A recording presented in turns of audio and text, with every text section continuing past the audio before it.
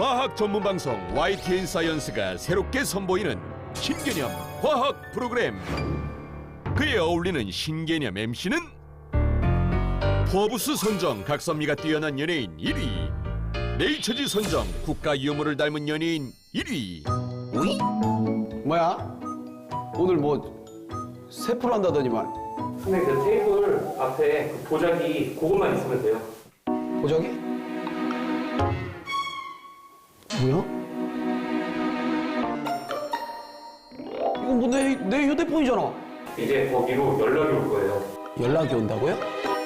새롭게 시작하는 프로그램 과톡. 한 주 동안의 과학계 핫 이슈부터 과학기술 유공자, 놀라운 실험까지 다양한 과학 이야기를 대화청을 통해 만나봅니다. 아, 그래서 과톡? 꽈딱? 진짜로 연락이 왔네? 이번 주 과학계의 핫 이슈를 알려드립니다. 핫 이슈? 4월은 무슨 달이다? 바로 과학의 달.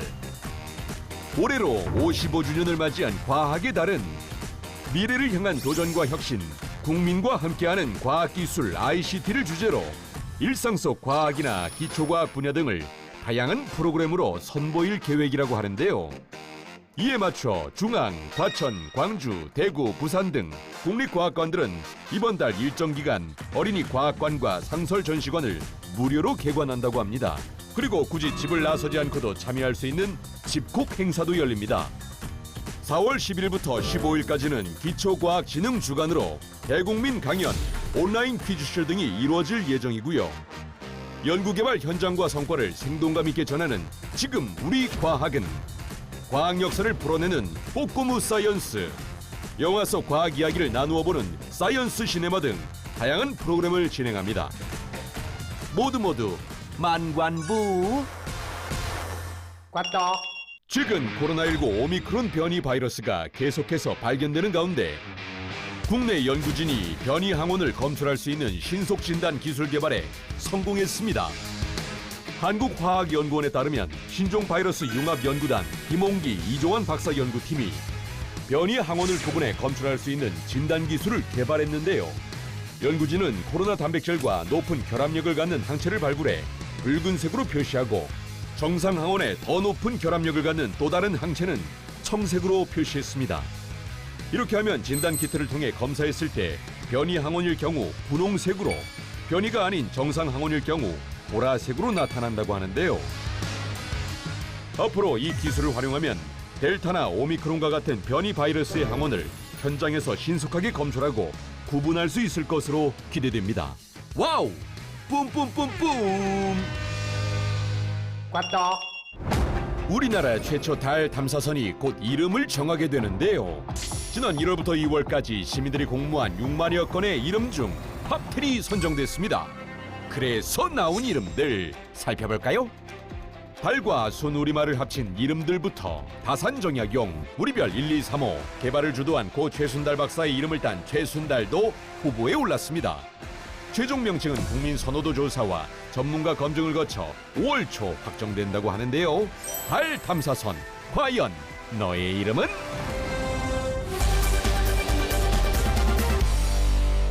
야, 이런 소식들이 있었구만. 아우, 좋아요. 꽈딱. 과톡이라고 또 연락이 왔네? 대한민국 국가과학유공자. 진정한 국뽕을 만날 준비가 되었는가? 오, 국뽕. 과학기술 유공자? 오케이. 나 만나볼래. I'm ready.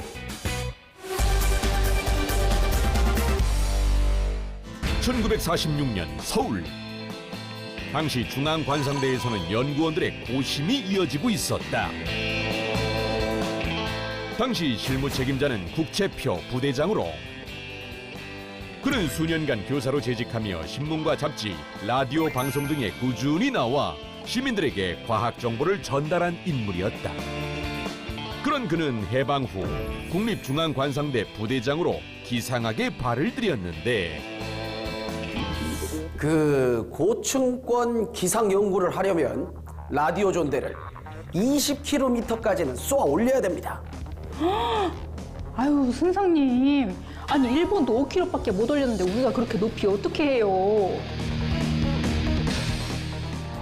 라디오 존대란 수소가스를 풍선에 넣고 거기에 기상 센서를 장착해 상승시키면서 대기의 기온, 기압, 풍향, 풍속 등 관측 정보를 얻어 지상으로 내려보내는 기구인데 국채표 박사와 연구진들은 밤을 새워가며 연구에 몰입했고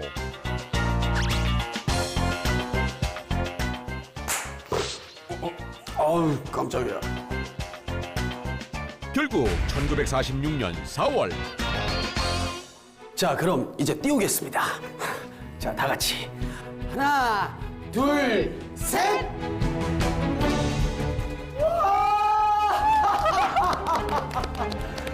성공이야! 우리나라는 라디오 존대를 23km 상공까지 올리는데 성공했다. 이는 아시아 최초로 성층권 아래까지 기상 관측기를 보낸 것으로 당시 일본은 자신들이 실현하지 못했던 일을 우리나라가 성공하자 큰 충격을 받았다. 국채표 박사는 이후 미국으로 건너가 기상학 박사 학위를 받기 위해 연구를 하고 있었는데 아니, 중앙관상대 책임자가 공석이라니. 이럴 수가. 인력난으로 관상대의 책임자가 없다는 말에 박사 학위를 포기하고 서둘러 귀국길에 올랐다. 그리고 돌아오자마자 미국의 선진 기상학을 우리나라에 적용하기 시작했다. 자, 고층 대기권에 기상 관측을 해야 정확한 기상 관측을 할 수가 있습니다. 그래서 오늘부로 고층 기상 관측소를 설립하도록 하겠습니다. 또한 해외 기상도를 실시간으로 받을 수 있는 기상 팩시밀리도 도입했는데 국채표 박사는 다양한 정보를 분석해 기상 예보 수준을 크게 향상시켰다.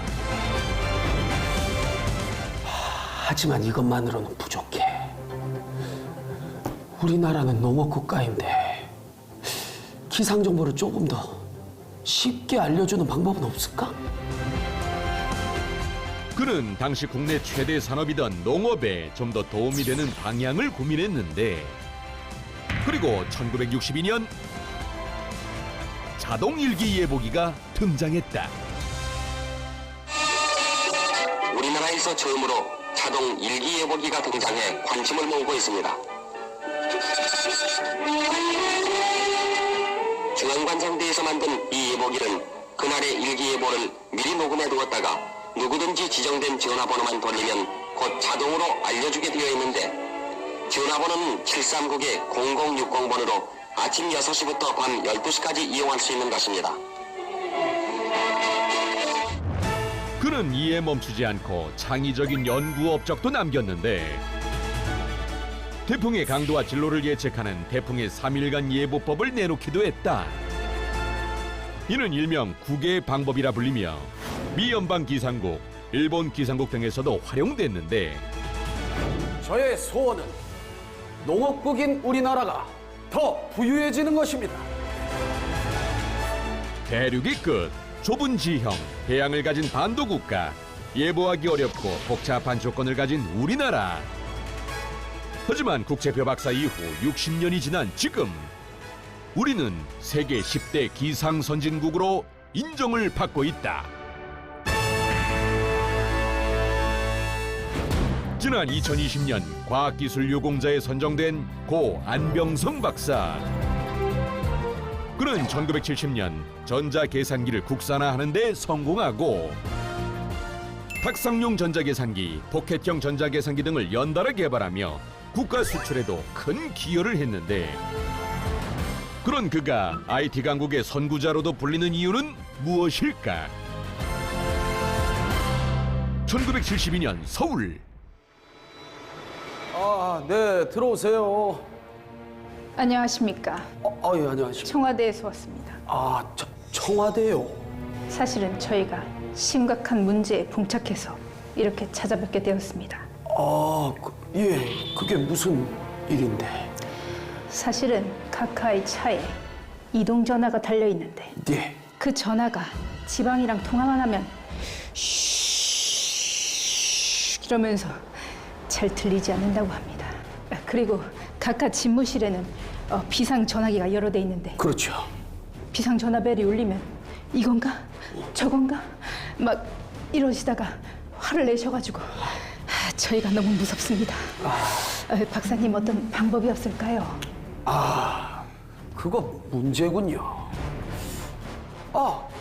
아니 그렇다면 유선이나 무선이나 벨이 어디서 울리던 간에 전화 한 대로 자동 연결을 할 수 있는 전자교환 시스템을 사용하면 어떻습니까? 전자교환 시스템이요. 그렇게 암호명 메모콜 프로젝트가 시작됐는데 안 박사는 청와대 한라인용 전자교환기 개발을 위해 연구를 거듭하고 또 거듭했다.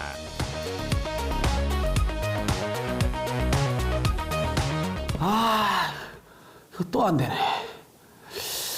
이거 기존 컴퓨터로는 시분할 처리가 어려워. 이거 뭐 방법이 없나? 시분할 처리란 하나의 중앙 컴퓨터를 2개 이상의 단말 장치에서 동시에 공동 이용하는 방식으로 자동식 교환기와 연결하기 위해서는 필수적인 요소였다.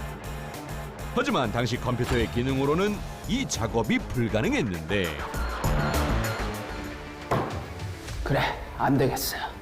이거 내가 직접 컴퓨터를 만들어야겠어. 결국 직접 컴퓨터까지 만들기 시작한 프로젝트 팀. 몇 개월 만에 미국 회사의 컴퓨터를 개량해 새로운 컴퓨터를 만들어냈다.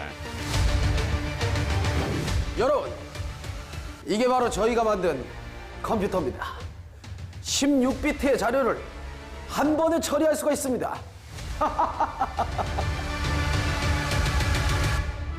이것이 최초의 대한민국산 디지털 컴퓨터 세종 1호였다. 하지만 컴퓨터까지 개발하며 완성한 전자교환 시스템은 보안 측면 문제로 합격점을 받지 못했는데 이에 기술을 썩히기 아까웠던 안 박사는 미국 통신회사에 전자교환 시스템을 소개했다.